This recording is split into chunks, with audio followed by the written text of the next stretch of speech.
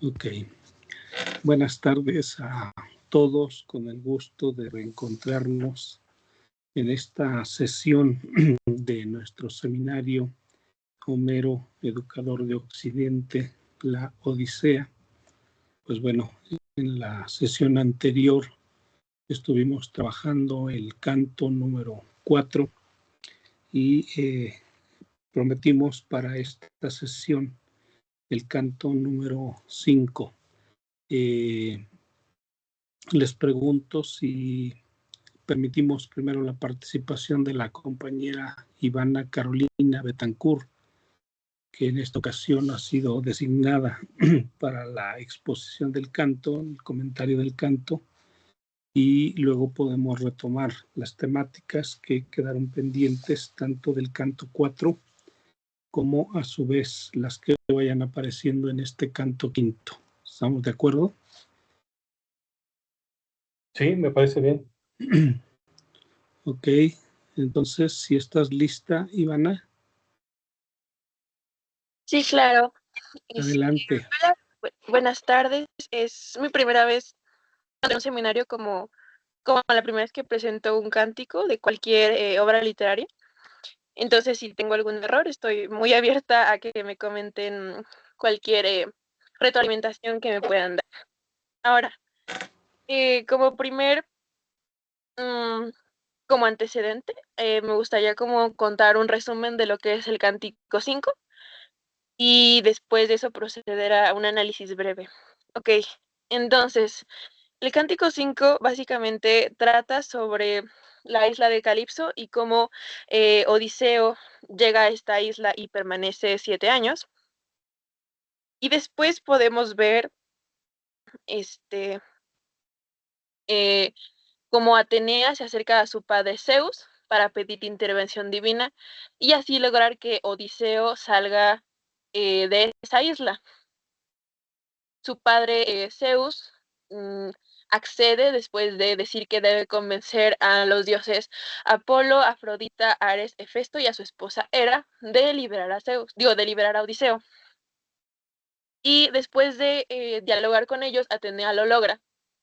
Así que entonces Zeus calza a su mensajero Hermes y le da la indicación de que se acerque a la isla de Calipso para ir a rescatar a Odiseo, no sin antes informarle a Calipso que precisamente se lo va a llevar. Entonces, cuando Hermes llega a esta isla, Calipso está obsesionada con Odiseo, porque recordemos que Calipso ha pasado toda su vida sola en esta isla y Odiseo es el primer encuentro con la sociabilidad que se pueda tener. Así que ella no quiere dejarlo ir, pero debido a que son órdenes de Zeus, no puede contradecirlas o no puede renegarse. Así que Hermes corta madera y Calipso tiene que brindar material para hacer la vela del barco pequeño o improvisado que Hermes crea para Odiseo. Después de crearlo, Odiseo se embarca de regreso a Ítaca, pero sin embargo se encuentra con Poseidón y Poseidón es un dios lleno de cólera y de resentimiento, entonces no ha perdonado los acontecimientos con su hijo el Cíclope. Eh, Así que en un intento por ahogar a Odiseo y no permitirle su regreso a Ítaca, eh, hace que el viento se vuelva demasiado intenso y crea mareas demasiado agresivas, provocando que la balsa que creó Hermes se deshaga y, bueno, Odiseo termina en mar nadando por su vida. Entonces, en un intento de sobrevivir, sigue nadando, pero él sobrevive gracias a que Atenea estaba ya de vigila hacia él y lo salva haciendo que se acerque a una isla. Y en esa isla llega, toca la arena, hace un agujero y se queda dormido. Pues ya pues ha pasado por mucho tiempo, han pasado varios días, no ha comido y ya está muy cansado por todo este viaje que ha tenido que hacer. Y no recuerdo si ahí es donde termina o si todavía se menciona lo de el encuentro con la princesa y el rey. Creo que eso ya es de un cántico aparte. Si alguien me lo puede comentar, por favor.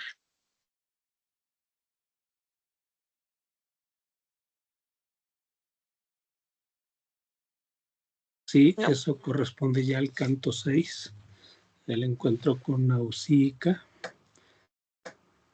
Ok, entonces procedo a este pequeño análisis. Ok, como análisis de trasfondo, tenemos lo que fue el viaje de Telémaco y se hace un paralelismo porque Telémaco busca convertirse en el hombre que Ítaca espera de él, y sin embargo en este nuevo cántico se nos presenta que Odiseo lo único que quiere es cambiar ese orgullo que tiene o por el que termina metido en toda esta odisea para regresar a Ítaca al lado de Penélope y para reinar de nuevo.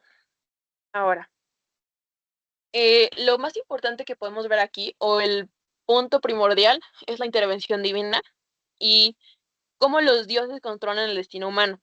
Los dioses intervienen constantemente en la vida de los mortales. Esto refleja la noción de Moira del destino. Y entonces, incluso si los dioses no pueden completamente modificar el destino, sí interactúan de forma muy insistente con él, al menos en todas las historias de triunfo griegas, como podría ser su predecesor, que es la Ilíada. Entonces los humanos, o en este caso Odiseo, en este cántico vive o tiene una tensión constante entre la libertad que él tiene para elegir, pero las consecuencias que eso traen, que son los límites impuestos por los dioses. Ahora, pasando a Calipso, eh, pues se puede plantear una cuestión que es cuando Calipso le comenta a Odiseo que quiere ofrecerle la inmortalidad para, para que se quede con él el resto de su vida. Pero entonces Odiseo se pregunta si vale la pena abandonar la condición humana, incluso si eso significaría poder de alguna forma descansar o alejarse de todo este viaje que ha tenido que hacer eh, por- para regresar a Ítaca, que hasta el momento no había sido exitoso, pues tenía que seguir haciendo paradas. Y desde una perspectiva griega, aceptar la inmortalidad implicaría renunciar a la identidad mortal que define a los humanos. Entonces, también es muy importante recordar que en este punto Odiseo ya no tiene pues a su tripulación porque ya fueron hundidos los barcos y ya lo hicieron escoger de nuevo. Entonces, en este punto Odiseo ya ha perdido la mayoría de sus recursos que se presentan en los primeros cánticos, como puede ser su barco, su tripulación, tal vez alguna parte de su dignidad, porque es pisoteada por los dioses, principalmente por esto de la intervención divina. Entonces, eh, Odiseo pasa de tener estos rasgos que son el ibis, que es el orgullo excesivo, a cuando, pues a una parte más humilde, que es el ay, disculpen, es una palabra en griego, pero significa que quiere moderación y autocontrol, que básicamente es este arco de personaje que le da un crecimiento no heroico, pero sí más humano, que le lleva a recordar que incluso como personaje que posee los recursos, no tiene la palabra final. Entonces, finalmente la decisión de Odiseo de abandonar la isla de Calipso representa una afirmación de la condición humana porque pues rechaza la eternidad divina porque quiere regresar a su hogar, a su esposa y a su vida mortal. Entonces, esto revela que pues Odiseo aún conserva esta parte minúscula de lo que ha sido, de lo que fue antes de ir a la guerra de Troya. Y después, em, ay, disculpen, esperen. Después procede a lo que es pues la superación personal, porque ya después cuando se embarca en esta ida de la isla de Calipso hacia el mar y esperando regresar a Ítaca, eh, logra de alguna forma dejar atrás este Odiseo que le reprocha a Atenea cuando le dice que mate al cíclope, que dice, básicamente es un Odiseo soberbio que dice que no va a matarlo, que porque él sabe lo que es mejor, y actúa como si él tuviera el control total, porque tal vez en ese momento sí lo es, pero ahora que escucha a los dioses, las cosas empiezan a mejorar. Y esto puede ser un paralelismo con el problema inicial que pasa después del caballo de Troya, que al ser Atenea quien le da la idea y cuando no es reconocido, en general los dioses, porque por todas las cosas que les dieron al ganar la guerra, pues se enojan y son ofendidos, porque es como si su divinidad pues no fuera valorada lo suficiente y conociendo lo que era el helenismo politeísta, era una base fundamental de, de la civilización griega de ese entonces. Entonces, eh, se presenta lo que es básicamente en resumen la fragilidad humana frente al destino. Mm, porque pues ya, o sea, volviendo, los mortales actúan dentro de un sistema gobernado por fuerzas que son las fuerzas divinas, es el Olimpo, es Zeus principalmente, porque incluso podemos ver que dentro del Olimpo se generan jerarquías, entonces como que eh, Atenea pudo haber actuado sola, sin la ayuda de Zeus. Y también podemos decir que el rechazo de Odiseo a la oferta de Penélope de la inmortalidad puede ser un acto de reciprocidad simbólico de cuando Penélope elige esperar a Odiseo a destejer el telar y ahora Odiseo le devuelve el gesto al rechazar la inmortalidad, incluso pudiendo tenerlo todo, él escoge a su esposa sobre todas las cosas. Entonces, demuestra que su valor como rey o su valor como viajero tiene un valor, pero es precisamente porque es limitado, porque la mortalidad no es el defecto que necesite superar, sino una condición con la que debe sobrellevar su vida y aprender de ella. Entonces, básicamente, después de la obsesión de Calipso, el siguiente análisis que se da es que el hogar de Odiseo, que es Ítaca, es su identidad fundamental, ya que más adelante se puede ver cómo la gente conoce y celebra lo que Odiseo ha hecho en la Ilíada, incluso si a la versión actual no embona con lo que las personas creen. Es, ay, es más una capacidad de honrarse a sí mismo, tanto como de ser más humilde. Entonces, sin Ítaca, Odiseo pues no es rey, ni es esposo, ni tampoco padre, porque Telémaco está esperándolo, sino es más que nada un viaje errante, y es por eso que es mm, perfecto o que encaja muy bien que Hermes sea quien lo ayude, no solo porque es el mensajero de Zeus y está mandado por Zeus, sino porque, pues recordemos que Hermes es el dios de los viajeros, entre muchas otras cosas. Entonces, como lectura a lo mejor un poco menos evidente de Calipso, podría ser que la isla de Calipso es como funciona como un limbo eh, moral para Odiseo, porque es una suspensión del tiempo humano, o sea, incluso si pasan 7 años, Odiseo no deja de ser quien es y sigue llorando todos los días por Penélope, le extraña y niega a Calipso, la rechaza todo el tiempo. Entonces, todo permanece estático y eterno como pues si todo se congelara, como si después de pasar por Circe y por el Cíclope y después de perder a todos, como si pudiera huir de eso, y es por eso que la oferta de Calipso tiene tanto peso, porque al rechazarla, rechaza una existencia banal o vacía, porque pues se engloba mucho el hecho de que para los griegos un héroe tenía que estar dispuesto a los sacrificios y al valor y a entregarse, que creo que es lo más importante, o la figura que se quiere reflejar de Odiseo. Entonces, este es un punto de inflexión para el personaje porque lo invita a rechazar la facilidad y al mismo tiempo a rechazar su soberbia, aceptar ayuda divina.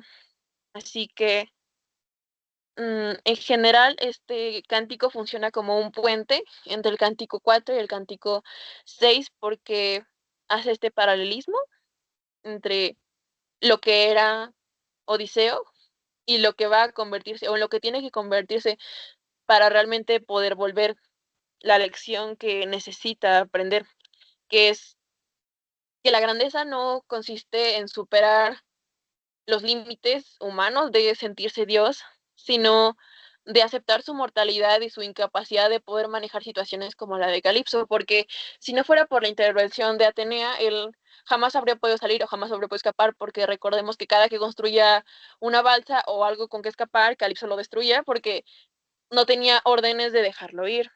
Así que, pues, en resumen, Calipso representa la obsesión, la facilidad, eh, una vida banal y más sencilla que no llama al heroísmo, y Hermes, el poder y la representación divina, y la balsa que se le da a Odiseo es precisamente el viaje que emprende a convertirse en un nuevo hombre antes de volver a Ítaca. Y ya.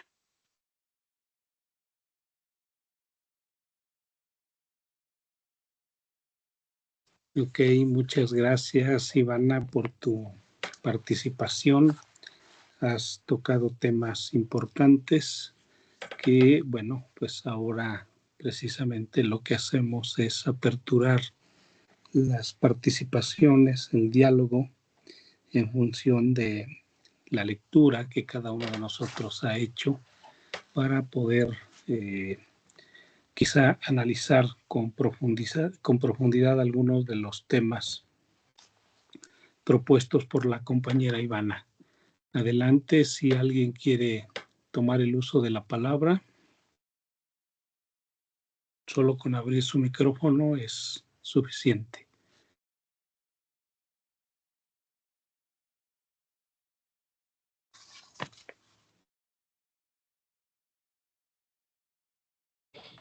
Bien, si me permiten, Adelante. voy a retomar algunas ideas que señaló Ivana y que nos conectan con el canto anterior, en donde veíamos una institución de la polis, como es el recibimiento de los caminantes, de estos usos y costumbres que hilvanaban muy bien una especie de equilibrio, de armonía eh, entre todos los miembros de la polis para poder celebrar unas nupcias. Y esto nos hace recordar un poco la suspensión de las guerras que había cuando se daban también, por ejemplo, los Juegos Olímpicos.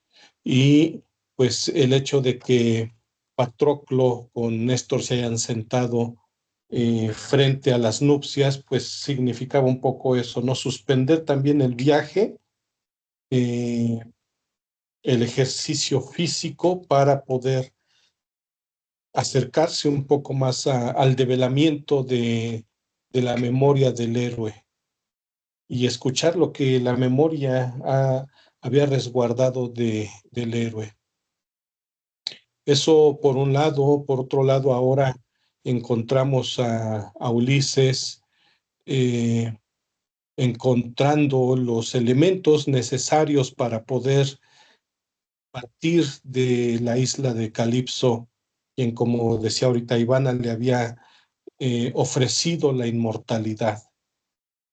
Esto nos lleva a observar cómo se resalta la imagen del héroe, en este caso de Ulises, que, como ya se ha dicho en el año pasado y en estas sesiones de este año, pues es considerado como un hombre de muchos recursos. Ulises, el milmañoso, es el hombre de muchos modos de hacer las cosas, es el hombre que tiene muchas formas de resolver los dilemas y que esto denota también una forma de su carácter cambiante.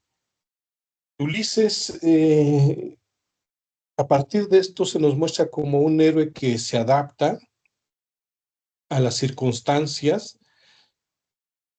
pero que también no deja de engañar, porque es parte de su ser, es parte de la estrategia. De hecho, el engaño es una estrategia en Ulises que le permite sobrevivir, ¿sí?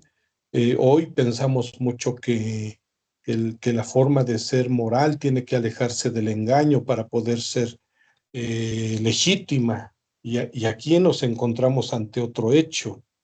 El engaño es una forma de mantener la vida también. Bien, entonces esto nos muestra la complejidad moral de Ulises, pero podemos decir también de la complejidad moral del hombre en general, porque Ulises es el hombre, representa al hombre, representa a la humanidad y representa la imagen del hombre que tiene claro su objetivo, y este es el de regresar a casa, regresar a Ítaca.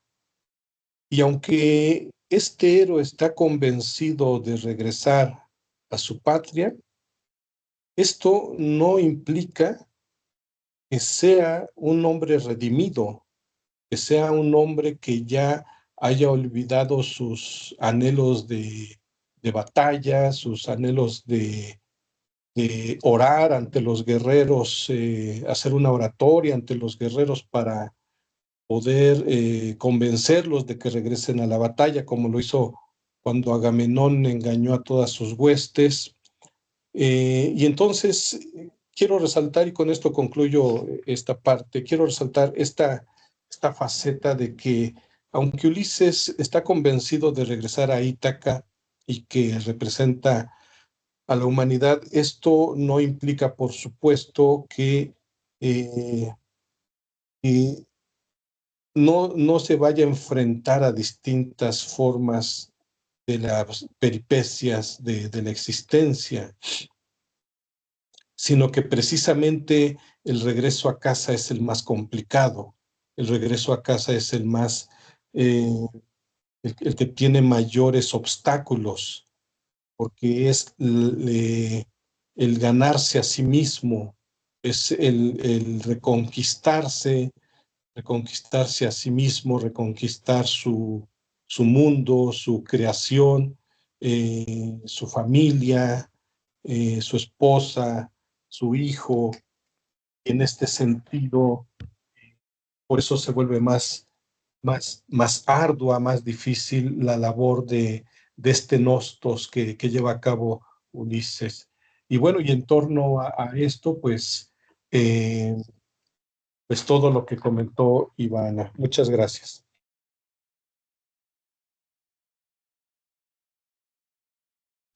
Adelante, José Luis. Hola, hola, buenas tardes. Sí, bueno, agregar justamente o abonar a lo que comenta el profesor Josué, justamente a propósito de esta virtud del buen de Ulises, de Odiseo, ¿no? Que es básicamente el milmañoso, es decir, es el rico en mañas, pero bueno, hay un punto en el que el mañoso incluso duda de las mañas, ¿no? Por un lado, cuando le ofrece la ayuda a Calipso y le dice, bueno, te voy a dejar libre, le dice, bueno, es que en realidad, ¿qué es lo que estás tramando, no? Él básicamente duda de la buena voluntad de Calipso, ¿no? Ahí tenemos al mañoso que cree que todos son iguales a él o que incluso son peores que él. Y bueno, más adelante también, cuando hay otra diosa, me parece que es Ino, quien también más o menos lo asesora, ¿no? Justamente cuando está siendo víctima de la cólera del buen de Poseidón, lo asesora, ¿no? Le dice, bueno, tienes que deshacerte de esas ropas que llevas, de esos ropajes casi, casi divinos, con los que obviamente le había cubierto Calipso. ¿Qué es lo que le dice esta diosa? Ino, bueno, deshazte de esas ropas, deshazte también de esa barca. Pero hay un punto en el que el buen de Zeus, perdón, de Ulises, el mañoso duda incluso de esto, ¿no? Él dice, bueno, no me voy a deshacer tan pronto de esto, ¿no? No vaya a ser que me esperen males peores. Y justamente cuando el astuto duda de la astucia de los demás, pues básicamente le viene otra vez los mares y nuevamente le revuelca en la desgracia, ¿no? Y hay un punto básicamente en el que el mañoso, en el que el astuto, creo que tiene que darse un buen baño de humildad, ¿no? Comienza, repito, dudando básicamente de Calipso, luego duda de esta otra diosa, porque cree que todos son igual a él o igual o peores que él, ¿no? Y justamente su astucia era la que le había venido salvando, y justamente para salvarse tiene que renunciar a ella, ¿no? De alguna manera se tiene que dar como este baño de humildad y tiene que renunciar a su astucia. Esta astucia que paradójicamente le había mantenido con vida y que ahora estaba a punto de matarlo, ¿no? Y yo creo que es justamente, hace ratito lo mencionaban, como esta especie, no digámoslo así, de condición humana, pero sí de alguna manera lo aterriza como el simple mortal que es, ¿no? Finalmente a valerse de sus propios medios y a confiar, ¿no? Él es el mañoso, él es el astuto, él es el que engaña, él es el desconfiado y finalmente, pues bueno, es despojado de todo esto, ¿no? Y justamente parece que encuentra cierto remanso, cierto alivio, una vez que finalmente hace caso a los consejos de esta diosa, ¿no? Esta diosa que le dice, mira, deshazte de esos leños, deshazte de ese mástil, únicamente tienes que decirte este leño y bueno, te tienes que deshacer de todo eso, ¿no? Finalmente el mañoso ha de confiar, ¿no? Y yo creo que es parte de lo que se extrae en este canto quinto, ¿no? Además de lo que ya habíamos venido hablando, ¿no? De cómo nuevamente son las mujeres, son las diosas las que educan, ¿no? Y justamente lo vienen a educar nuevamente, ¿no? Era el mañoso que venía engañando a todo el mundo y finalmente le dan una bofetada, ¿no? Le dan una bofetada de humildad a este mañoso y lo tienen que educar en la humildad. Y bueno, es parte de lo que yo pude haber identificado, además de también lo que se había mencionado, ¿no? A propósito del hospedaje, ¿no? Que los dioses son huéspedes entre sí, llega este Hermes con Calipso y obviamente este Calipso lo recibe, porque justamente entendemos que Homero nos educa en el sentido de decir, bueno, una manera de cuidar de nosotros mismos es cuidar a los demás, ¿no? Es decir, ser buenos anfitriones y dar un buen hospedaje, ¿no? Si cuido de los demás, también voy a cuidar de mí. Pero bueno, en resumidas cuentas me gustaría resaltar eso, ¿no? Cómo el mañoso termina siendo aleccionado, ¿no? Y justamente es aleccionado por la humildad y hay que, pues parece que básicamente no le queda de otra más que confiar. Muchas gracias. Vale, gracias, José Luis. ¿Alguien más? Sí, adelante, Marco.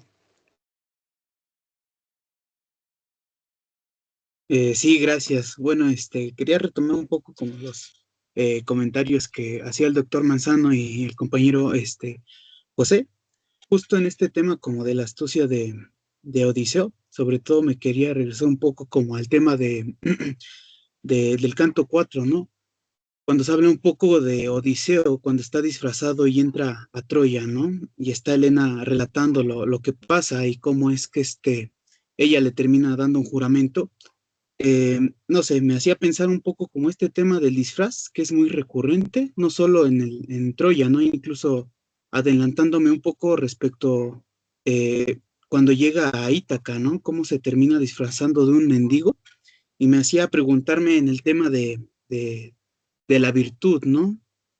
¿En qué medida puede llegar o no puede llegar a ser virtuoso este tema como del disfraz, del engaño? Y recuperaba un poco también justo de Platón, ¿no?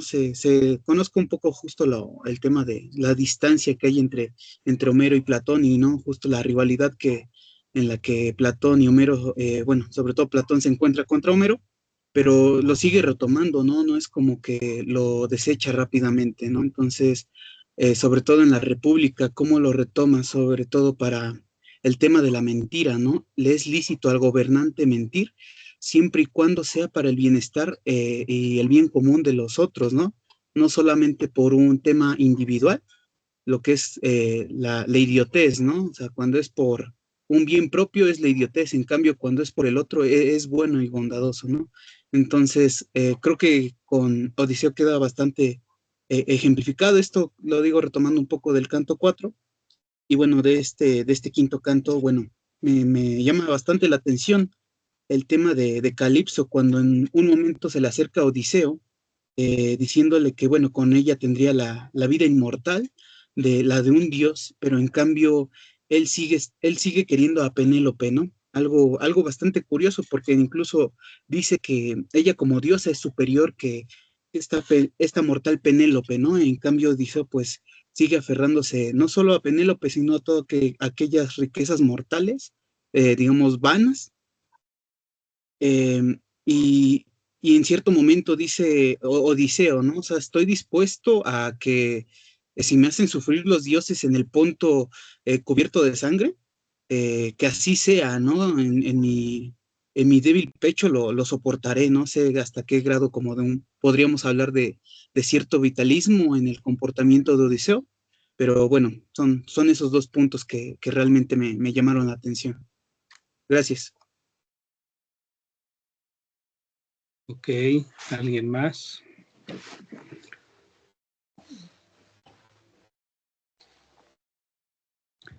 ¿No? Bueno, yo, si me permiten, quisiera recuperar un poco primero el canto 4, que había quedado inconcluso en la sesión anterior y que me parece dejamos un tema que es importante, que incluso en su momento nos va a permitir conectarlo con el canto 5. Si no mal recuerdo, en los últimos momentos de la sesión anterior estuvimos más o menos comentando sobre el fármaco. El nepente Noé nos explicitaba muchas cosas respecto a esto, pero me parece que es importante recuperar esto porque ante el hecho de la memoria que efectúan tanto Menelao como Helena y como el propio Telémaco, aun cuando no ha conocido a su padre, pero de alguna forma se siente, pues vaya, muy afectado en la medida en que hay precisamente esta rememoración de la grandeza de su padre y eso pues lo coloca en un estado afectivo que hace necesaria la intervención de Helena a través de esta droga del nepente para más o menos permitir el olvido, al menos de esa aprehensión afectiva de la cual habían sido, pues vaya, por decirlo de alguna manera, víctimas tanto Menelao como el propio Telémaco y sin duda alguna Helena. Pero vimos ahí cómo Helena también se ha transformado, Helena ha crecido espiritualmente y ahora es quien puede de alguna forma no tan solo dominar sus pasiones, sino permitirle a los otros el dominio de sus pasiones de tal manera que no se dejen llevar pues por esa fuerza, ¿no? A veces indomable. Pero ¿qué sigue de ahí? De ahí sigue una narración por parte de Menelao respecto a todo lo que tuvo que sufrir para poder regresar a Esparta. Y si nosotros recordamos, aparecen ahí dos figuras fundamentales. Por un lado está Proteo, ¿no? Que es un dios marino, y por el otro lado está Idotea, que es su hija, y que de alguna forma vienen aquí a simbolizar. Por un lado, Proteo es entendido etimológicamente, ¿no? Lo primero o lo primordial o lo más antiguo. Y por el otro lado, por supuesto, ¿no? Tenemos a Idotea, que es como la diosa de las formas. Es decir, si más o menos traducimos la etimología o rastreamos la etimología, tendríamos eidos y teos, ¿no? Y por lo tanto sería la diosa de las formas. Entonces, aquí lo que interesa, o al menos a mí me parece muy importante, es observar cómo lo que debemos sacar es una sabiduría o una enseñanza del arrebato pasional. Es decir, el mismo Menelao se percata, ¿no?, de que la mayor parte de su vida se ha determinado como en función de sus pasiones. Por un lado, el enojo, la cólera que le ha implicado el hecho de que pues, su esposa haya sido secuestrada o seducida, como lo queramos ver, por Alejandro, y lo que eso desembocó, por supuesto, la guerra, la destrucción, todas las peripecias que conllevó la guerra de Troya, pero que ahora que ha regresado a su patria, que ha regresado a Esparta, pues viene ya como un individuo sabio, ¿no? Y me parece que estas dos figuras que utiliza Homero en este momento apuntan exactamente a eso. ¿Por qué razón? Porque Proteo es algo que no se deja atrapar fácilmente. Por un lado, ciertamente es lo primordial, lo primero, y por el otro lado es algo a lo que difícilmente se tiene acceso. Y esto ya es precisamente una especie de camino, una especie de indicación hacia la sabiduría. ¿Por qué razón? Porque es como lo que es, a pesar de ser lo primero, lo primordial, es lo que se consigue al último. Es decir, solo después de haber vivido. Solo después de haber de alguna forma sido presa de la ibris, ¿no? Del apasionamiento, de la desmesura, es que en algún momento se da la posibilidad de reflexionar y por lo tanto de entender que la vida conlleva de alguna forma pues esos extravíos. Entonces, si lo entendemos desde la perspectiva de la formación de Telémaco, porque recordemos que estamos en la paideia de Telémaco, ¿no? En el canto cuarto, por supuesto, pues nos damos cuenta que esta imagen toma una pues, magnitud muy interesante. ¿Por qué razón? Porque Idotea, en cuanto diosa de las formas, es quien le ayuda, como de alguna forma, a Menelao a poder capturar a Proteo, porque recordemos que asume diversas formas, asume diversas representaciones, y entonces lo que está apuntando, desde mi perspectiva, es precisamente que la sabiduría es algo que difícilmente alcanzamos. Pero ¿cuál es el punto? El punto es que, por un lado, esa sabiduría es producto del auxilio de una divinidad, Idotea o Proteo. O sea, la sabiduría humana, ¿no? De alguna manera tiene que concurrir en algún momento o tiene que tener el apoyo de algo divino para poder de alguna forma alcanzarla. Pero luego, cuando vemos las diversas metamorfosis, ¿no? Porque recordemos que Proteo se cambia, se transforma primero en león, luego en dragón, luego en pantera, luego lo vemos como un jabalí, luego lo vemos como agua líquida y luego lo vemos como árbol de alta copa. Es decir, lo primordial, ¿no? Lo primordial inevitablemente es algo que es difícil atrapar, que es difícil alcanzar. Y en este sentido, entonces, yo veo que lo primordial es algo que ha sido probado por muchas generaciones. Es decir, lo primordial es aquello básico que todas las generaciones que han pasado han confirmado como verdadero o como sabio.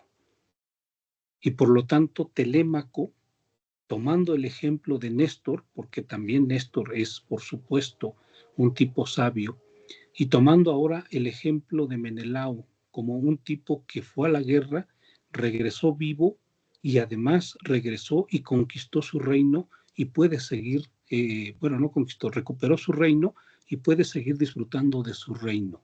A pesar de todas las peripecias, a pesar de todo el dolor que ha causado, de la muerte de muchos guerreros, en última instancia su sabiduría, que es una sabiduría que solamente la vida le da, y la prudencia que ha tenido en esa existencia es lo que le permite ahora captar eso como primordial.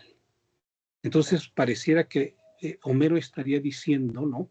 Mira, tienes que ver a Néstor y tienes que ver a Menelao, porque son los dos héroes que han regresado a su patria a pesar de haber ido a la guerra y han podido seguir desplegando su existencia en un ambiente de prosperidad, pero al mismo tiempo en un ambiente de prudencia.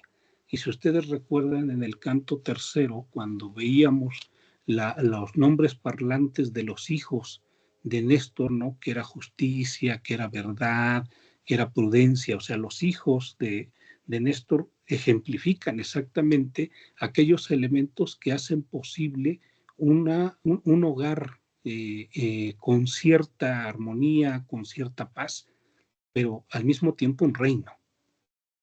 Y lo que vemos es que en el séquito de Helena y en el propio séquito de Menelao también hay una serie de elementos, los nombres parlantes de sus servidores dan precisamente ya rasgos que implican la posibilidad de una existencia distinta a partir precisamente de que ahora, ¿no?, los elementos que acompañan a Helena ya no son los de la pasión, ya no son los del extravío, ya no son los del abandono, sino ahora son los de la firmeza. Y también por parte de Menelao, sin duda alguna, ¿no?, tenemos a un tipo que es capaz de respetar tanto las normas de la hospitalidad como a su vez las normas del gobierno correcto de la casa, del palacio, pero sobre todo, sin duda alguna, ¿no?, de las normas del reino. Entonces, es como si en algún momento la paideia de Telémaco concluyera exactamente en la comprensión de estas dos figuras emblemáticas, que lo que debe hacer es emular ambos casos. ¿Por qué razón? Porque si no los emula, inevitablemente, ¿no?, ocurren esos extravíos como los de Agamenón, como los de Aquiles, como los de Áyax, que en última instancia terminan exactamente por pasarle factura a cada uno de esos individuos en virtud precisamente de su extravío, de su hibris y sobre todo de la manifestación tan amplia de esa soberbia que, pues vaya, Menelao manifiesta como rey de reyes, ¿no? Aquiles manifiesta como el de pies veloces capaz de matar a una gran cantidad de guerreros, ¿no? O Ajax manifiesta violando a Casandra en la propia estatua, ¿no?, de Atenea, que son los grandes extravíos de la existencia. Entonces, me parece importante que recuperemos esa parte porque vendríamos a entender cómo esto conlleva la posibilidad de que, por una parte, Telémaco entiende esos elementos como fundamentales para un gobierno correcto, pero al mismo tiempo entienda eso como la transición que le hará pasar de un joven que no tenía ningún conocimiento al iniciar la Odisea a un gobernante que quizá en su momento tenga que hacerse responsable de Ítaca, pero ya a partir de esa enseñanza, de esa paideia, de esa formación. Entonces, eso a mí me parece que es fundamental porque es lo único o es algo de lo que le va a permitir en su momento retornar a Ítaca y apoyar a Odiseo para la recuperación de ese orden, porque eso es precisamente lo que está sucediendo en Ítaca, que ahí ninguno de esos valores, ninguno de esos elementos están presentes. Lo que vemos por un lado es que Telémaco no está listo, Penélope ya no puede contener a los pretendientes y pues hay un caos, ¿no? Hay un desorden que en su momento Noé insistía mucho en eso, o sea, de pronto lo que vemos es que se ha perdido precisamente el buen gobierno, tanto del palacio como a su vez del reino. Entonces, desde mi perspectiva, y seguramente habrá muchos otros que probablemente coincidamos, nos damos cuenta que la paideia aterriza exactamente en función de esos dos grandes prototipos que es Néstor y en este caso Menelao, y por supuesto Helena en el sentido de su transformación, en el sentido de su crecimiento como mujer, que ahora, por supuesto, está más inclinada hacia el buen gobierno y hacia la atención al reino. La vemos ahí casando a su hija, ¿no?, casando a su hijastro para que el reino tenga continuidad y en función de eso, pues bueno, se perpetúe, por supuesto, la casta de los atridas. Ese es un tema que me parece es importante y bueno, por eso lo recupero. Pero no sé si quieran comentar algo en torno a esto, no sé, Noé, Michelle, Gael, Oscar, Esmeralda.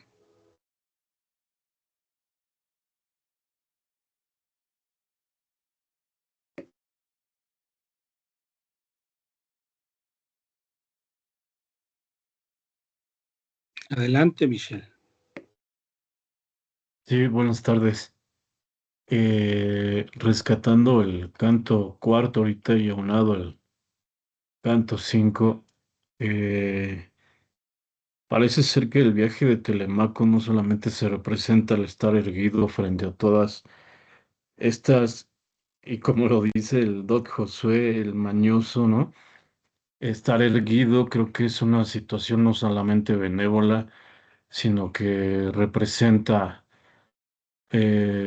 todo lo universal que conlleva a entender a lo que mencionó usted, este maestro, que no solamente Néstor solamente es considerado un hombre más, sino que también es sabio, y esta partitura que ofrece Elena, además de que aún no está la caída de Penélope, ¿no? Pero está este extravío lujurioso por parte de los pretendientes.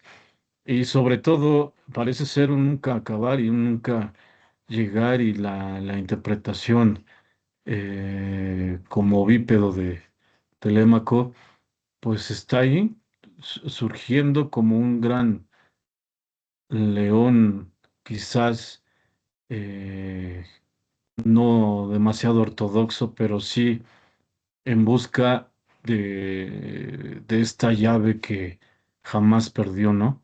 Esta representación tal vez divina por parte de su padre, y todos estos viajes que se supone y está la llegada del encuentro, y relacionándolo con esta cuestión del canto 5, pues lejos de que sea una aventura, es este desplome que además ofrece esta catarsis de experiencia de no aprendizaje de la situación en la que se encuentran, de bienvenidas, de guerra, de astucia, de engaño, sino que hay una situación más, no quiero decir más allá, sino que está totalmente vívida, y a la vez es un tanto escalofriante, ¿no? Ese es mi comentario, maestro. Gracias. Gracias, hermano. Sí, de hecho, no sé si lo tengan en la memoria, pero la indicación que le da Proteo a Menelao cuando por fin logra capturarlo, ¿no? Que por un lado es como una especie de perseverancia, o sea, lo que el relato viene a señalar es que a pesar de las transformaciones que lleve a cabo Proteo, ¿no? De las metamorfosis que lleve a cabo, no lo debe soltar. Es decir, la sabiduría es algo que se tiene que buscar con mucha perseverancia, haciendo precisamente frente, ¿no? A todos aquellos elementos que de pronto no las niegan. Pero si recordamos la orden que le da Proteo a Menelao es, tienes que regresar por donde venías, porque se ha extraviado, ¿no? Y lo que tienes que hacer es precisamente lo necesario para congraciarte con los dioses. Es decir, es como una especie de reconocimiento de nuestras fallas, ¿no? O de las fallas de Menelao, si lo queremos mirar a la distancia, para que a partir de ahí, en la medida en que yo me hago consciente, o en la medida en que Menelao se hace consciente de su ibris, de sus extravíos, se da la posibilidad del congraciarse. Entonces, Menelao rememora sus faltas para poder repararlas, y solo en la reparación de sus faltas respecto a la divinidad puede llegar a Esparta. Entonces, en ese sentido, es que se percata Menelao tanto de sus faltas como de las consecuencias que acarrea la ibris. Y se hace consciente, ¿no?, de que en la medida en que más ibris, más ofuscación tenga o padezca cada uno de los aristos, o padeció cada uno de los aristos en la guerra de Troya, inevitablemente viene una especie de castigo. Entonces, cuando Menelao es capaz de efectuar ese retorno, ¿sí?, para luego limpiarse de todo eso que había ofendido tanto a dioses como a seres humanos, es que es posible el retorno. Y esa es la sabiduría, o al menos ese es un tipo de sabiduría. Y eso es precisamente lo que Telémaco está de alguna forma captando. Es decir, que la medida de nuestra desmesura es inevitablemente la medida de nuestro sufrimiento. Y por lo tanto, lo que debemos hacer es tratar, en la medida de lo posible, de comportarnos quizá a la altura de un Néstor que no comete ningún acto de ibris o de ofuscación, como en su momento de Menelao, que siempre fue un hombre lo más prudente posible en la guerra, y que no obstante después tiene la oportunidad de esa especie de purificación, que es sumamente interesante porque precisamente señala, ¿no?, el punto o la diferencia entre quien sí y quien no. Eso a mí me parece un elemento fundamental. Bueno, no sé si haya comentarios ahí. Noé, ¿tienes algo que comentar? Adelante.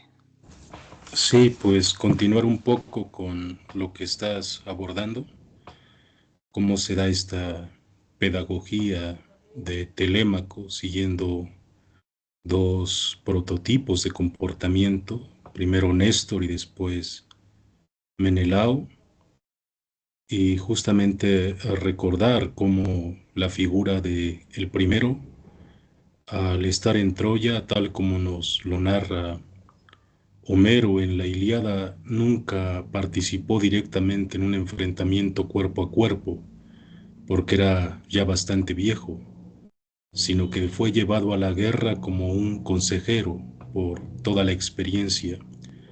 Y durante los primeros cantos de la Ilíada, si recordamos, son varios los momentos en donde Néstor le dice a los guerreros que ojalá él tuviera la fuerza y el vigor en sus carnes como la tienen ellos para poder enfrentarse a los troyanos, en vez de huir después de la trampa en la que los había metido Agamenón, después de el sueño que le había hecho tentar a abandonar en el segundo canto, me parece. Siempre va con esa disposición de haber experimentado, lo cual significa haber viajado demasiado, lo cual significa haber vivido y acumulado de experiencias, porque finalmente el destino no importa mucho en la Odisea.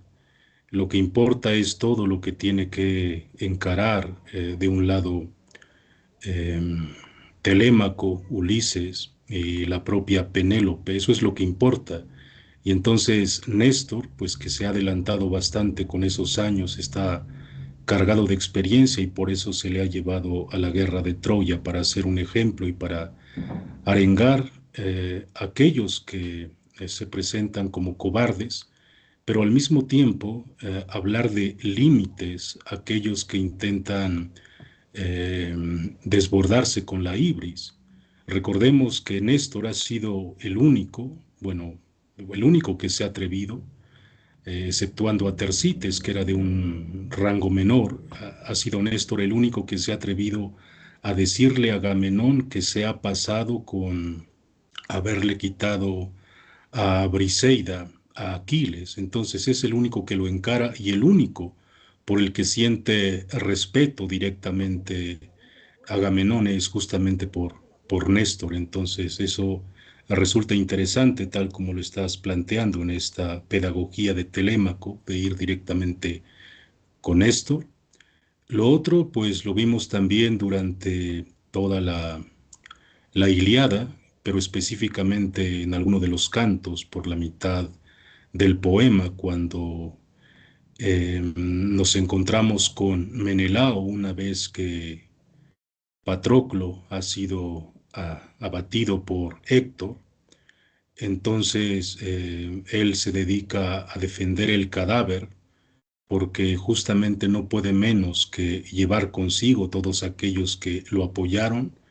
Asimismo, en el canto cuarto, si recordamos, Menelao decide enfrentarse al propio Paris como una manera de evitar demasiadas muertes innecesarias, solamente que con una jugarreta de Afrodita, tal como se nos narra en el canto cuarto, pues obviamente la guerra no termina. De igual manera, ya lo habías comentado tú y Josué en alguna de las sesiones pasadas, Menelao, cuando se le da una oferta por no asesinar, no recuerdo si es Adrasto, decide intercambiar su vida a cambio de una fortuna, y en eso llega Agamenón con su ibris, y en esa ibris pues termina asesinando a Adrasto. Entonces, si hay dos personajes que muestran un talento acerca de una imparcialidad respecto a la guerra y que saben perfectamente cuáles son las consecuencias, esos son Néstor y Menelao. Entonces tal vez por eso la decisión de Homero en esta suerte de pedagogía entre los griegos, de colocar primero aquel que piensa bien, pero que piensa bien porque ha visto durante tantos años las muertes que se han sucedido en la guerra. Incluso en la Ilíada misma hay un momento en que Néstor hace una referencia a todos aquellos que han caído, y uno no puede menos que recibir lecciones de todo lo que ha visto durante una guerra, tantas muertes, tanto derramamiento de sangre, para que al final siga habiendo una lucha entre unos que quieren más poder y otros que intentan conseguirlo y sin embargo no han aprendido la lección de llevar una vida moderada. Entonces tal vez por eso se da esa referencia, que Néstor sea la primera parada, que Telémaco llegue primero a Pilos y después llegue justamente a Esparta, a la Cedemonia, allá con Menelao, justamente por lo que decías. Si recordamos que tú nos proponías leer la Ilíada como un libro donde se tematizan todas las pasiones y donde la pasión más desbordante es necesariamente el amor o la pasión del amor. Eso no significa que se tenga que destruir esa pasión o que uno intente deshacerla, pasar sin amor, sino justamente colocar el amor en una suerte de equilibrio, sin dejarse dominar por esa pasión, porque justamente las consecuencias es lo que ha pasado, desencadenar una guerra. Bueno, eso es lo que quería comentar a propósito del primer punto que tomas. Y tal vez recordar, añadiendo también, el hecho de la economía, porque seguramente recordamos el término oikos y creemos que es una cosa menor, porque llegamos a verlo simplemente como casa en las traducciones que se nos presentan a veces. Pero la economía era aquello a lo que se dedicaban obviamente las mujeres, pero la economía son las reglas del hogar, y las reglas del hogar o la organización del hogar no es necesariamente una cosa topológica, no es nada más el espacio en donde se vive, tiene que ver con la organización de las tareas, tiene que ver con un establecimiento de jerarquías acerca de quienes mandan, acerca de los esclavos, porque los griegos tenían múltiples términos para nombrar los esclavos. Unos son los que cuidan al ganado, otros son los que hacen la caza, otros son los que se dedican al barbecho, otros son los que se dedican a hacer las tinajas y los trastos, los enseres, la limpieza, no sé, el cuidado de las camas, el llevar agua. Entonces, la economía requiere una organización tremenda. Organizar la despensa, por ejemplo, recordemos la aparición de Euriclea al final del canto 1, y aquí en la Odisea, la aparición en el canto 2, también en el canto 3, o me parece que en el 4, cuando Penélope se entera de que Telémaco ha ido por un rato a buscar noticias sobre su padre. Entonces, la economía o la organización del oikos, la organización de la casa, no es una cosa simple, sino que tiene que ver con todo una suerte de relaciones, y eso es lo que está sosteniendo Penélope, y por eso la improvisación de hacer un sudario para su suegro en cuanto muera.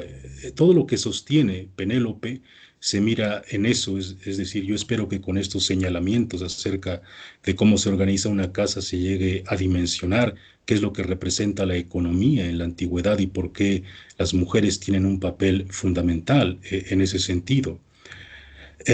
Por otra parte, recordemos que esta pedagogía para Telémaco, de Telémaco, tiene que ver con el paso de ser un niño o un joven a un tipo maduro, a convertirse en hombre, y en esa conversión Atenea le dice que tiene que dejar de ser niño.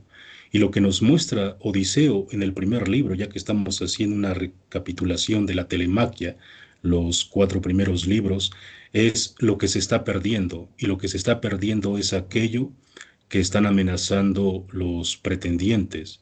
Entonces, todo lo que se está perdiendo es la organización, todo lo que se está perdiendo es el oikos, y por eso Telémaco tiene que convertirse en un hombre, tiene que hacerse mayor, tiene que hacerse grande, y esa grandeza va a ser ilustrada, como bien mencionabas, con Néstor y con Menelao. Ahora bien, dentro del canto cuarto hay una escena que seguramente también vale la pena recordar antes de pasar al quinto, y es cuando los pretendientes se enteran de que el muchacho al que veían como alguien de que no debía cuidarse porque no representa ninguna amenaza, de repente ha tomado las riendas de la vida, de su vida, y se dedica a ir a buscar noticias de su padre, porque con ese simple gesto, el hecho de crecer, el hecho de salir de casa, se está llenando de experiencias y entonces se ve esa amenaza que tiene contra los pretendientes, y de allá que de alguna manera es a la llegada de la madurez, cuando justamente se tiene bastante miedo frente a aquellos que saben razonar, frente a aquellos que han experimentado, aquellos que han vivido necesariamente, viven la vida de una manera muy distinta a aquellos que se dedican a mirarla desde casa y sin haber visto las consecuencias y el riesgo que representa estar vivo. Bueno, eso respecto a los comentarios que hacían a propósito de un cierre o ver de manera redundante el contenido de la telemaquia. Quizá para continuar, el papel importante es recordar cómo el canto quinto lo titulan desde la antigüedad, y en una de las traducciones con las que me encuentro, quizá la más famosa de Luis Segalá, pero publicada en este caso por la editorial Austral, y que de alguna manera está editada por Valverde, aquel que hace la traducción en cátedra, pero mucho antes de que aparezca esta de cátedra se dedica a hacer una traducción, una edición de la de Segalá. Entonces lo llena de notas y nos va señalando muchos pasajes para poder entender de qué va todo esto. Entonces digo que se subtitula este libro quinto, este canto quinto, como La balsa de Ulises. Y obviamente a este respecto tenemos que entender lo que representa una balsa, porque finalmente puede parecer una cosa insignificante, hecha de tronco simplemente, amarrada con algunos lazos, izada con una vela, y colocarle algunas barras de hierro para que se sostenga. Pero esos elementos obviamente representan mucho, y representan demasiado poco seguramente frente a la imagen de Poseidón, que es el dios del mar o de la tierra según se mire. Pero lo que representa es la técnica humana, la manera de poder encarar lo divino. Y entonces, desde esa perspectiva, el viaje que va a iniciar Odiseo tiene que ver con el retorno, pero a partir de un mecanismo simplón, que es prácticamente humano, y de darle la espalda a la divinidad, en cierto sentido, es el hecho de desvincularse por un momento respecto a la eternidad y el placer eterno, y darle la espalda a eso y encarar la vida con sus sufrimientos y lo que ello represente. Ahora bien, uno se preguntará por qué da esa decisión Odiseo, y obviamente podemos encontrar muchas teorías, quizá citar una rápida para después silenciarme un rato, y es que Odiseo está representando un desprecio por la inmortalidad, un desprecio contra los dioses y la afirmación de una vida, una afirmación de la memoria, porque los dioses no pueden tener memoria, puesto que son eternos, no tienen ninguna necesidad de recordar el pasado, puesto que ellos ven todas las cosas una a la vez, mientras que Odiseo tiene que volver, por eso está la nostalgia, por eso está el hecho de encontrar un vínculo familiar y aceptar la vida mortal tal como es, porque en eso se está reafirmando propiamente como humano. Cuando a alguien le dan a elegir entre eso y lo otro, pues nos encontramos con que Odiseo señala que es preferible una vida mortal, con todo el sufrimiento que lleva, aunque tal vez, y con esto termino, hay una trampa, y una trampa bastante curiosa y que muchas veces olvidamos, y es que Odiseo sabe perfectamente que tiene que volver.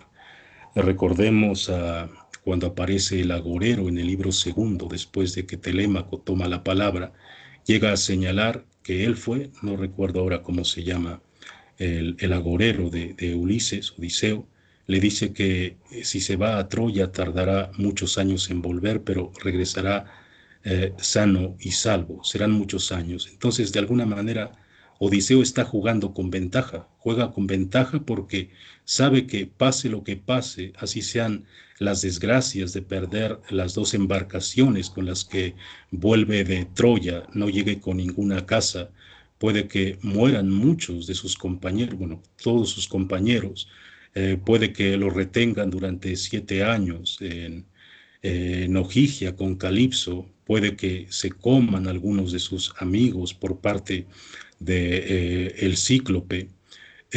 A pesar de todo eso, todas esas vicisitudes, Ulises está jugando con ventaja porque sabe que volverá y la única condición o lo único que tiene que señalar es el volver, el actuar con sabiduría, el hecho de hacerse fuerte, el vigor y el manejo de la inteligencia. Él sabe que volverá, sea como sea, pero lo único que necesita es mantenerse en pie y en ese sentido afirmar todo su carácter de Aristos, el mejor de los mejores, aquel que se enfrenta a cualquier vicisitud mediante la inteligencia. Bueno, es un poco con lo que quiero contribuir. Vale, gracias, Noé. No sé si haya alguna otra participación. Son muchos temas que se pueden tocar en este canto. La compañera Carolina en su participación señaló algunos de ellos, pero lógicamente que se pueden ahondar. Si no hay pues, participación de parte de ustedes, me gustaría plantear algunos de esos temas para que quizá en función de lo que ha comentado Noé y por supuesto lo que podemos ir agregando, pues la discusión, el intercambio sea más enriquecedor, ¿no? A mí me gustaría, bueno, adelante Oscar, sí, adelante. ¿Qué tal? Buenas noches. Sí, se escucha, ¿verdad? Sí, claro y fuerte. Muy bien. Sí, se oye bien. Yo solamente algunas cosas que ya comentaron, pero que quisiera ahondar un poquito más, y es esta situación de, de que Odiseo sí efectivamente ya tiene como este conocimiento de que le pase lo que le pase, va a regresar, y aquí en este canto, en este canto que se está analizando, pues lo dice al principio, ¿no? Cuando se reúnen los dioses, al principio del canto, hay una junta y Atenea le dice a Zeus y a los demás dioses que, pues sí, como pide por Odiseo, y Odiseo le contesta bueno, primero le dice que está en esa isla, pues, en contra de su voluntad, ¿no? Está a la fuerza y está atormentado, dice aquí es esta traducción que tengo yo, está atormentado por los pesares, o por unos pesares, dice aquí, no, supongo que ya es todo lo de la Odisea lo que lo tiene ahí, pero no está por su voluntad. Y entonces le contesta Zeus a Atenea y le dice, pues tú hazte cargo, ¿no? Tuyo es el proyecto, porque algo así le dice. Dice, en la traducción que tengo, dice, ¿no formaste tú misma ese proyecto? Y dice que Odiseo al tornar a su tierra se vengaría de aquellos, refiriéndose a los pretendientes. Entonces, pues aquí le da el encargo a ella, ¿no? A que ella se haga cargo. Y también le dice a Hermes que él tiene que llevar el mensaje y hablar con la ninfa para dejar salir a Odiseo de la isla.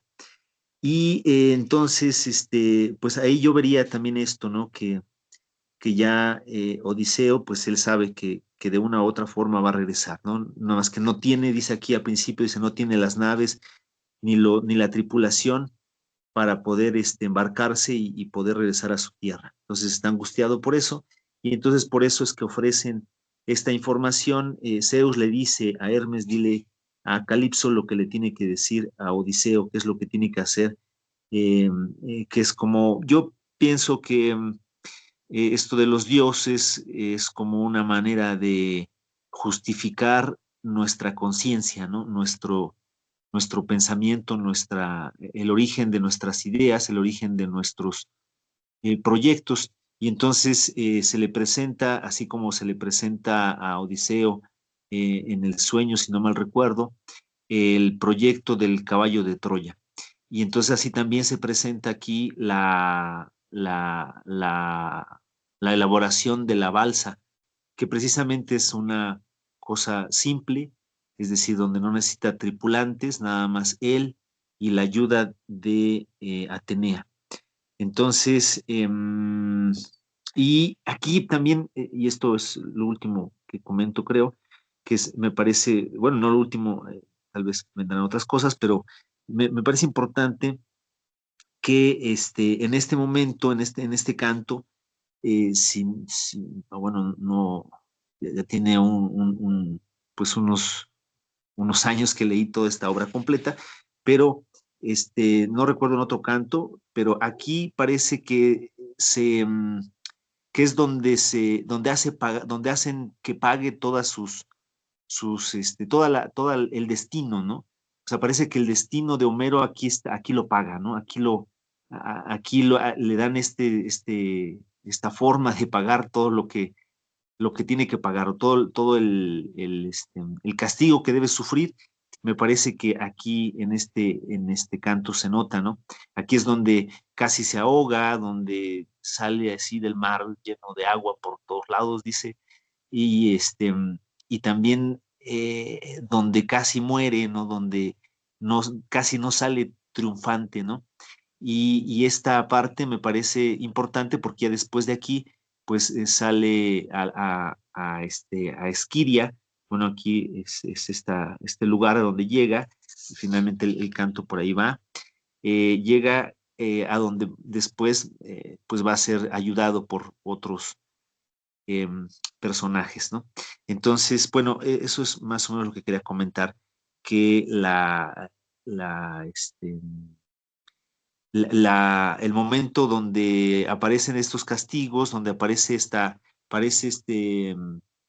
este pago que tiene, esta deuda que tiene con el destino, pero no la de morir, ¿no? Sino la de sufrir hasta el tope, digamos, hasta lo más profundo del dolor o de la angustia o de las esperanzas incluso, se da en este momento.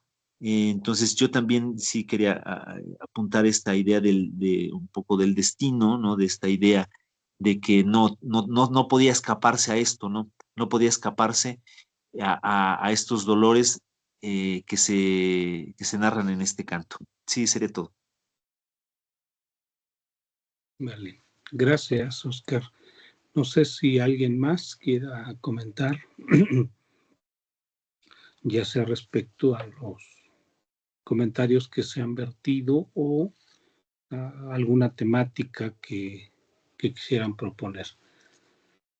Bueno, si mientras lo piensan y se deciden, yo quería comentar precisamente eso, que pudiéramos más o menos hacer como una especie de recapitulación en función de que a partir del canto quinto inicia ya lo que corresponde, ¿no?, a Odiseo. Y entonces eso es muy importante que no pasemos por alto que una de las cosas, o más bien la ibris de Odiseo, se ha manifestado en varios momentos. Si bien es cierto que, pues vaya, no es la ibris de Agamenón en el sentido de su ambición de poder y de riqueza, no es tampoco la ibris de Aquiles en el sentido de su fuerza devastadora respecto a los enemigos, pero Odiseo ha estado de alguna forma vinculado con estrategias que han causado un gran daño. Entre algunas de ellas, pues el propio caballo de Troya que comentaba ya en su momento Oscar y que apunta exactamente a la posibilidad de entrar a Troya y la destrucción que eso conlleva, porque es a través de este artilugio, a través de este recurso, que se logra la toma de Troya y por lo tanto su destrucción total. Si eso no fuera así como suficiente, ¿no? Tenemos que en algunas versiones él es el que ordena la muerte y también a veces la ejecuta del hijo de Héctor y de Andrómaca, un pequeñito que está en brazos de su madre, ¿no? Y que es él quien arroja desde las murallas de Troya para que desaparezca cualquier amenaza en el futuro de venganza. Entonces, esos son actos de ibris. Y eso se viene a complementar, sin duda alguna, con algo que va a aparecer en los cantos siguientes, que es precisamente el haber cegado a Polifemo, a este cíclope, hijo de Poseidón, lo cual, por supuesto, genera la ira de Poseidón. Entonces, estamos hablando aquí de una purga exactamente, de un sufrimiento que tiene que padecer Odiseo en función de su propia ibris, a partir de sus miles de recursos, como bien señalaba José Luis, como bien señalaba Josué en su momento. O sea, es el hombre de los 1000 recursos, pero esos 1000 recursos también degeneran en ibris, también provocan sufrimiento, también provocan dolor. Y entonces una de las hipótesis que yo señalaba es que si bien es cierto que parece ser que nunca actúa en función de un interés personal, sino siempre de un interés colectivo, que es uno de los rasgos con los que siempre se describe a Ulises, eso no quita que sus astucias, sus estrategias terminen causando un terrible sufrimiento, tanto en la guerra como, por supuesto, en la vida en la paz. Y por eso el periodo, ¿no?, el lapso de tiempo que está ausente, que no puede regresar a pesar de todos los deseos que tiene, es el más largo de todos los aristos que fueron a Troya. Eso apunta, me parece, hacia algo que inevitablemente también habla respecto al extravío, a la ibris, a la ofuscación, que en este caso es producto de la inteligencia, no de la fuerza, no de las pasiones, pero también la inteligencia se equivoca. También, por supuesto, o la inteligencia en su uso termina inevitablemente por producir cosas de las cuales después tiene uno que limpiarse, tiene uno que purificarse, ¿no? Y entonces lo que vemos, y me parece que es interesante que hagamos un rastreo de las diversas temáticas, iniciando precisamente por esta relación que tiene con Calipso y la isla en donde habita Calipso, o Gigia, ¿no? Si rastreamos el nombre, nos damos cuenta que es ombligo del mar. pero que desde la perspectiva de esta búsqueda de fama que está alimentando en gran parte la participación de los aristos en la guerra de Troya, viene a significar totalmente lo contrario. Es decir, son 7 años en los que no se sabe de Odiseo, en los que se ha perdido su rastro, en los que inevitablemente, ¿no?, parece ser que su fama se ha ido gastando. Por eso vemos que Telémaco dice, es que no sé nada de mi padre. Y Néstor dice, pues yo tampoco sé nada de tu padre, lo último que sé es esto. Y Menelao también le dice, pues lo último que sé es esto. Pero ya lleva mucho tiempo en el cual eso que buscaba se ha convertido en lo contrario. Si a Troya fue para conseguir la fama inmortal, a partir de estar con Calipso, de ser retenido con Calipso, ha pasado a una especie de condición ignorada, ¿no? Es ahora un individuo del que no se sabe nada, paradójicamente. Ese que buscaba la fama inmortal termina en una isla que tiene precisamente como una de sus características, ¿no?, el que muy pocos seres humanos llegan, si es que no es el único, e incluso los propios dioses no la visitan. Entonces, ¿qué papel desempeña aquí Calipso? O sea, Calipso es la que oculta, Calipso es la que cubre, Calipso es la que envuelve la fama de Odiseo para volverla invisible, para que no se hable más de él. Y entonces eso es, o sea, es como pues que nos topamos con lo contrario de aquello que queríamos. O sea, todos los aristos van a la guerra de Troya para quedar inmortalizados a partir de la palabra, a partir de la poesía. Pero resulta que estos 7 años en los que ha estado retenido por Calipso, todo eso se ha olvidado. Recordemos incluso, ¿no?, cuando se llama a la asamblea y uno de los heraldos señala eso.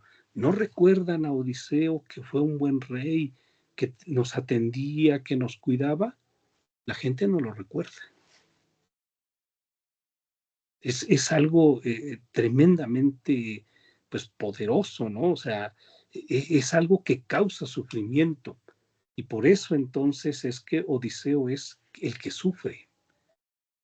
Pero es el que sufre en función precisamente de su ibris y luego, por supuesto, de las consecuencias de su ibris.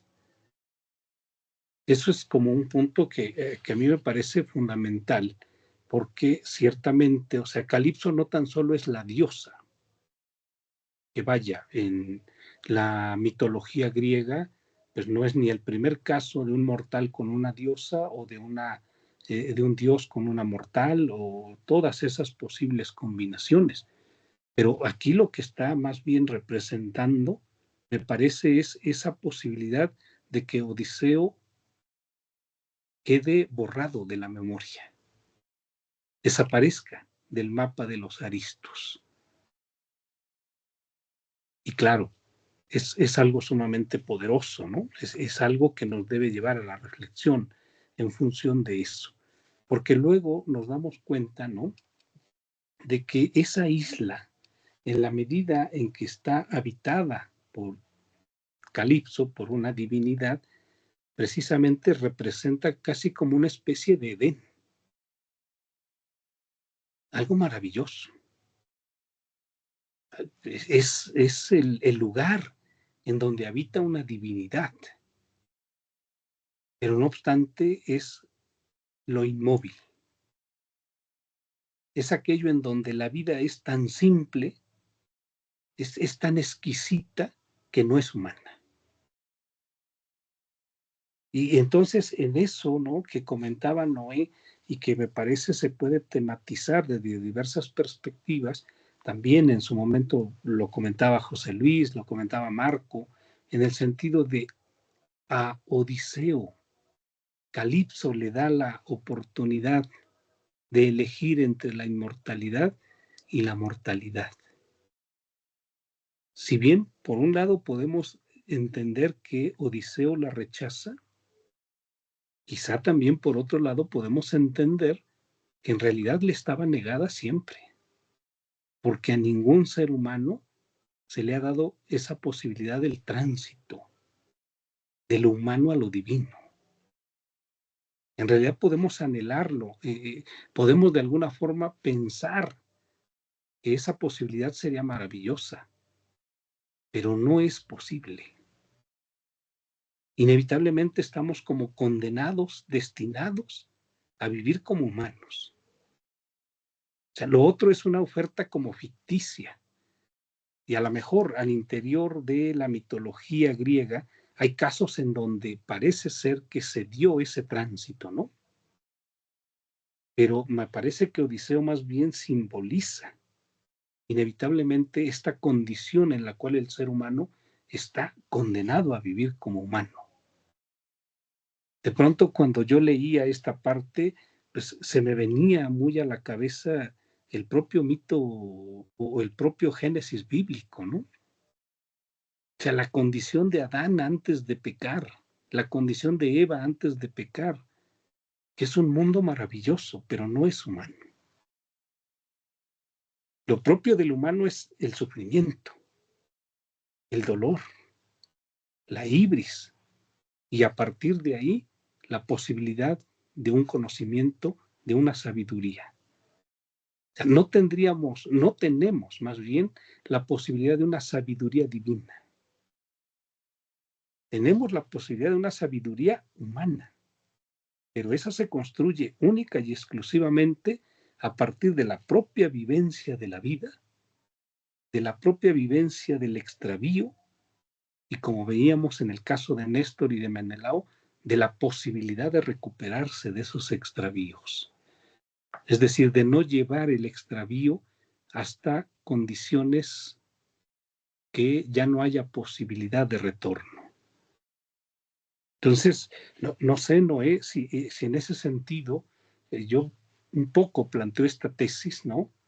De que en realidad es como un truco esto que le den a elegir a Odiseo. Claro, al interior quizá de la mitología griega, pues sí podemos encontrar casos en donde alguien pasó de humano a inmortal, del humano a lo divino. Pero más bien yo entiendo que en este caso, ¿no?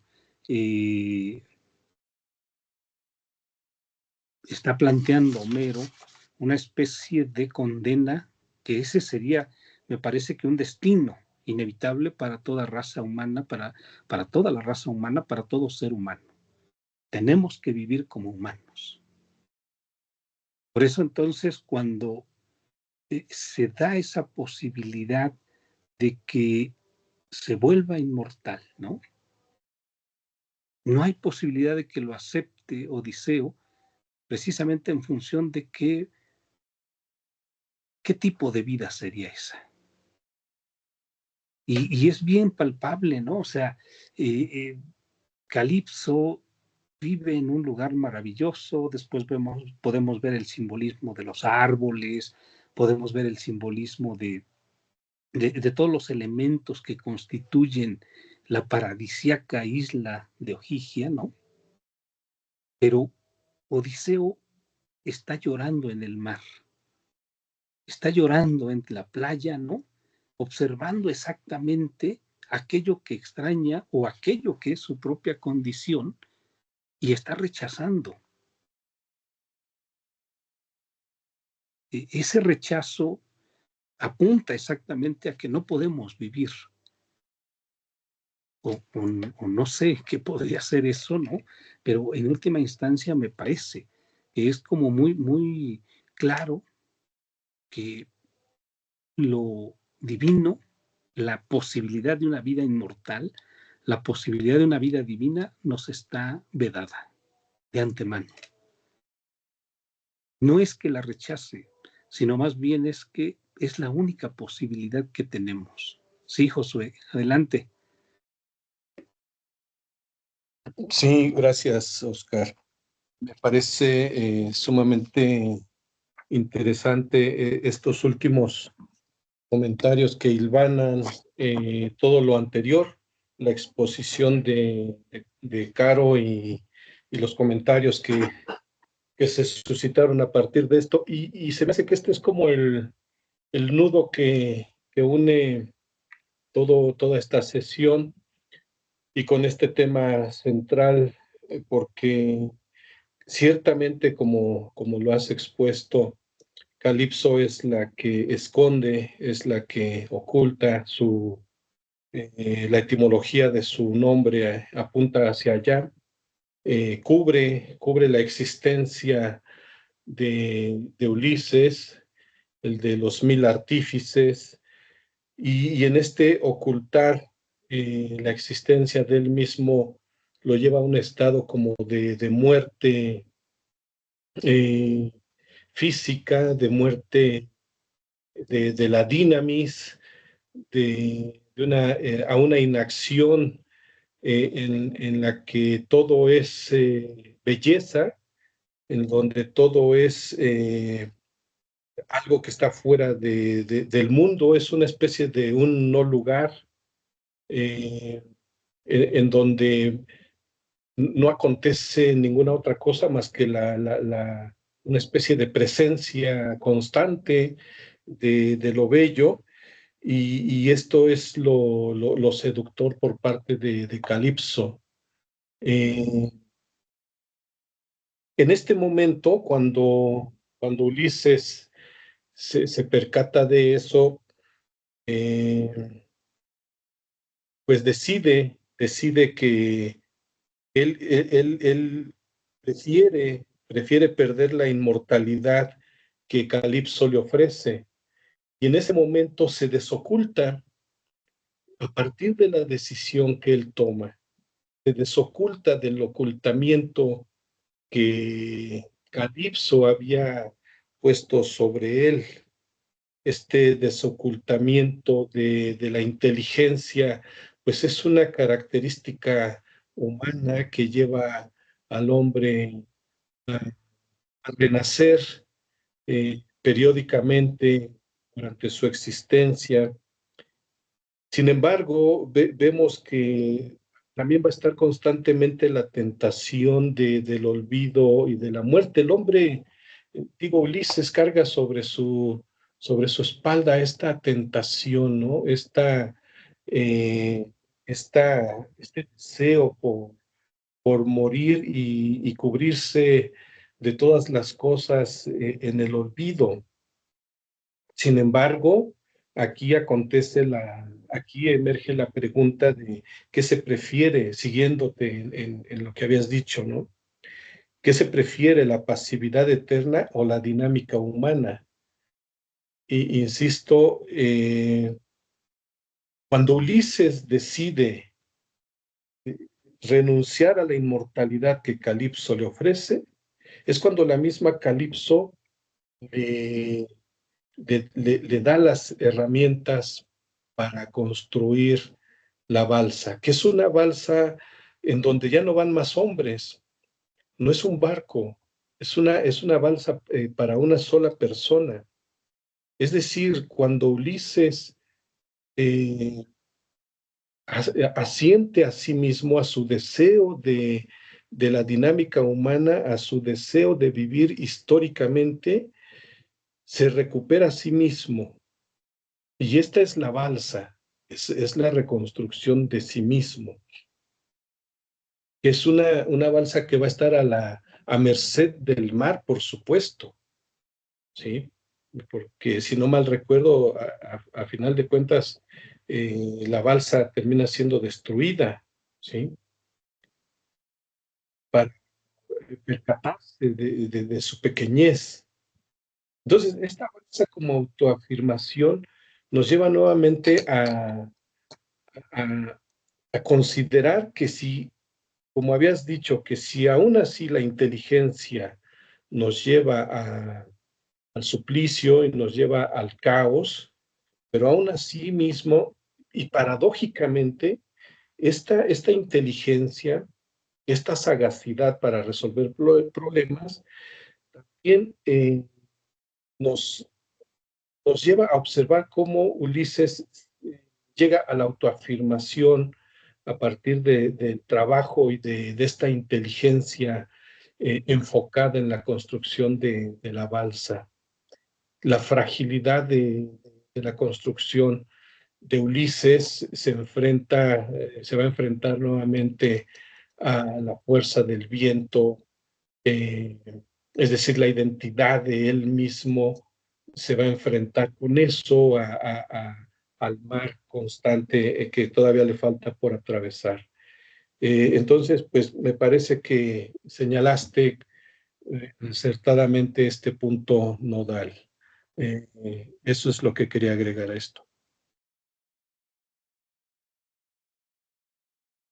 Sí, gracias. No sé si alguien más quiera agregar algo en torno a estas ideas que se han vertido, que bueno, de alguna forma pues enmarcan, ¿no?, el simbolismo de este canto, y que sin duda alguna pues nos permiten a partir de ahí quizá detectar algunos elementos que pues nos pueden llevar a una comprensión un poco más rica de esto. Pero adelante, los escucho. Noé, Mariano. Sí, Noé, adelante. Sí, un comentario rápido a propósito de la propuesta que hacías de si algún mortal más recibió esta gracia o ofrecimiento y decidió aceptar. Y efectivamente nos encontramos en la mitología con al menos uno que recuerdo, se llama Titono, y al mismo tiempo fue recibido, le dio la oferta Eos o Aurora, la diosa de la mañana, y le dijo que le ofrecía la inmortalidad a Titono, y Titono aceptó, pero lo que no le ofreció fue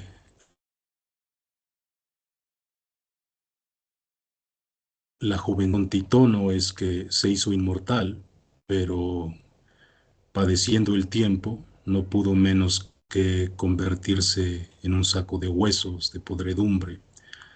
Algunos llegan a decir que se convirtió en una cigarra, pero en todo caso representa un regalo envenenado.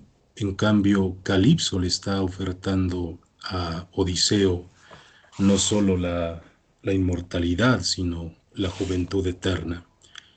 Tal vez sea pertinente que leamos este ofrecimiento y las palabras de Odiseo. Dice Calipso, me parece que se está viendo la edición. Dice: la Artiada del linaje de Zeus, Odiseo fecundo en ardides. Así pues, ¿deseas irte enseguida a tu casa y a tu patria tierra? Sé esto no obstante dichoso. Pero si tu inteligencia conociese los males que habrás de padecer fatalmente antes de llegar a tu patria, te quedarías conmigo, custodiando esta morada, y fueras inmortal, aunque estés deseoso de ver a tu esposa, de la que padeces soledad todos los días. Yo me jacto de no serle inferior ni en el cuerpo ni en el natural, que no pueden las mortales competir con las diosas, ni por su cuerpo, ni por su belleza. Respondióle el ingenioso Odiseo: no te enojes conmigo, venerada deidad. Conozco muy bien que la prudente Penélope te es inferior en belleza y en estatura, siendo ella mortal y tú inmortal y exenta de la vejez. Esto, no obstante, deseo y anhelo continuamente irme a mi casa y ver lucir el día de mi vuelta. Y si alguno de los dioses quisiera aniquilarme en el vinoso Ponto, lo sufriré con el ánimo que llena mi pecho, y tan paciente es para los dolores, pues he padecido muy mucho en el mar como en la guerra, y venga este mal tras de los otros.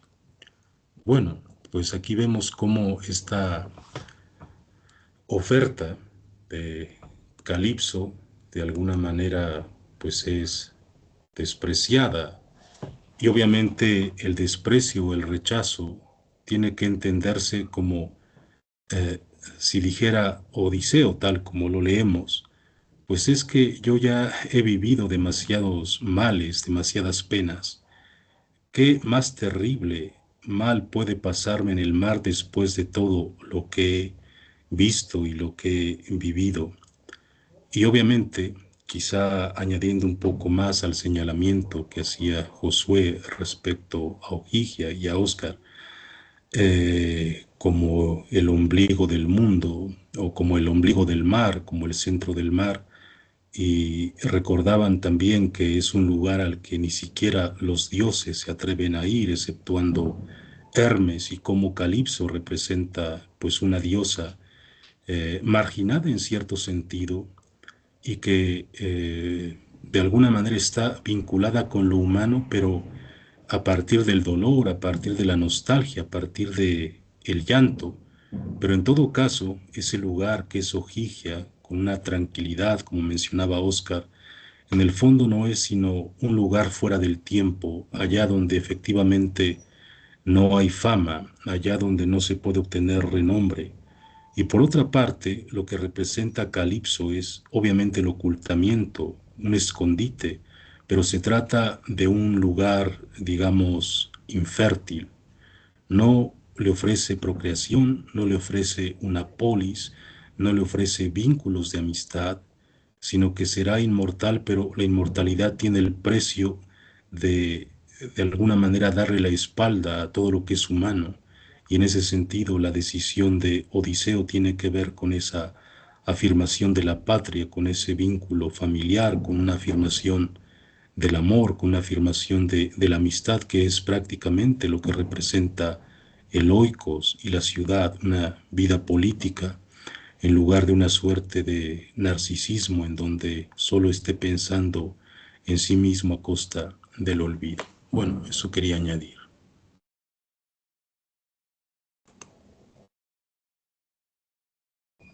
Ok, no sé si alguien más tenga algún comentario, alguna participación.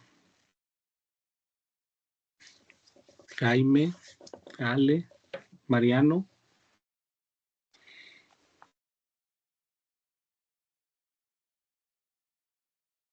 Por el momento no. Adelante. Sí. Ok, bueno, probablemente ya no nos dé tiempo, pero quisiera más o menos plantearlo, porque en ese diálogo que sostienen Calipso y Hermes, hay un momento en el que hay como una especie de disputa política y sobre todo una especie de disputa casi como en función de género, ¿no?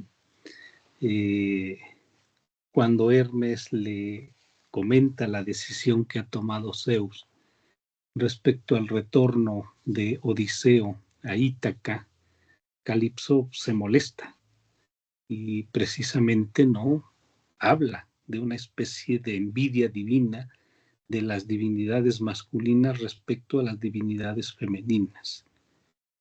Y de pronto dice, los dioses, ¿no? Masculinos suelen tener relaciones afectivas con mortales y parece ser que nadie se opone, ¿no? Que no tienen impedimento alguno, que no hay alguna especie de reprimenda. Y en el caso de las diosas que han tenido la oportunidad de establecer una relación erótico-afectiva con un mortal, inevitablemente viene como una especie de castigo, ¿no? Entonces, por un lado, parece ser que es como una especie de discusión muy clara respecto a esta transición que ya hemos comentado en algún momento de una religión minoica basada en el matriarcado, basada precisamente, ¿no?, en la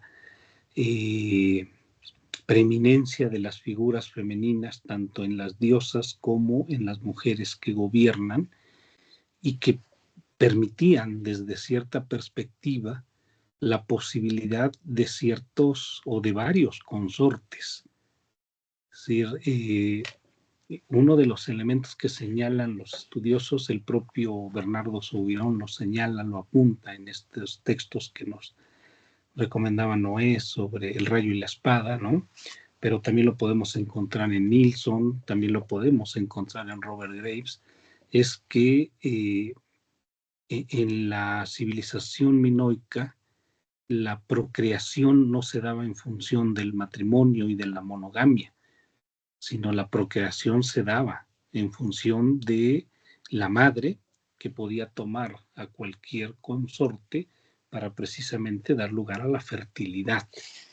Y ahora parece ser que las cosas se han invertido.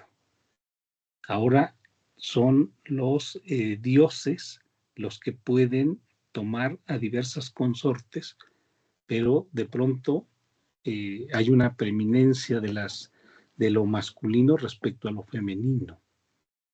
Y Calipso lo apunta con toda claridad, ¿no? O sea, ¿por qué desde la perspectiva de los hombres las mujeres no pueden tener, o las diosas, ¿no?, no pueden tener amantes mortales sin padecer las consecuencias? Y es un poco lo que comentaba en su momento Noé, ¿no? O sea, Eos, Aurora, había tenido como amante a Orión, pero fue asesinado Orión precisamente, ¿no? Deméter había tenido como amante al mortal Yación, y en ese caso es Zeus quien lo fulmina. Y es interesante desde esta perspectiva porque apunta a esa transformación tan significativa de un estado o de una religiosidad matriarcal a una religiosidad patriarcal. Porque ahora entonces parece ser que la mujer o lo femenino, ¿no?, es algo que necesita de la preeminencia de la determinación de lo masculino. Y lo apunta con mucha claridad Calipso, ¿no? O sea, los dioses masculinos son envidiosos del deseo y de la felicidad de las divinidades femeninas. Entonces, ahí hay, por supuesto, una especie de lectura